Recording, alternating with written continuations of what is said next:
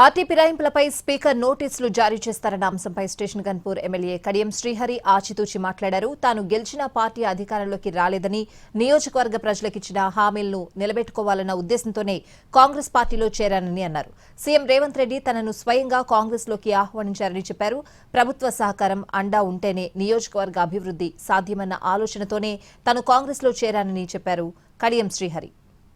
Party అధికారంలోకి రాలేదు, కానీ ఈ నియోజకవర్గ ప్రజలకు ఇచ్చిన హామీని ఎట్లా నిలబెట్టుకోవాలి, ఈ గ్రామాలు ఎట్లా బాగుపడాలి, ఈ నియోజకవర్గం ఎట్లా అభివృద్ధి చెందాలని ఆలోచించి నేను కాంగ్రెస్ పార్టీలో చేరడం జరిగింది.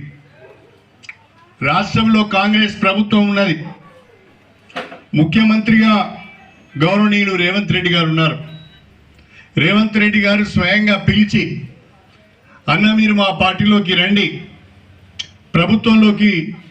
ప్రభుత్వానికి మీ అనుభవం అవసరం, మీ నియోజకవర్గ అభివృద్ధిని మీరు ఊహించిన దానికంటే బ్రహ్మాండంగా చేద్దామని చెప్పి వారు నన్ను కాంగ్రెస్ పార్టీలోకి ఆహ్వానించడం జరిగింది. ఈ నియోజకవర్గం యొక్క అభివృద్ధిని దృష్టిలో పెట్టుకొని ప్రభుత్వం అండ ఉంటేనే, ప్రభుత్వ సహకారం ఉంటేనే అభివృద్ధి చేయగలుగుతామని ఆలోచించి నేను కాంగ్రెస్ పార్టీలోకి వచ్చి సంవత్సరం కావస్తున్నది.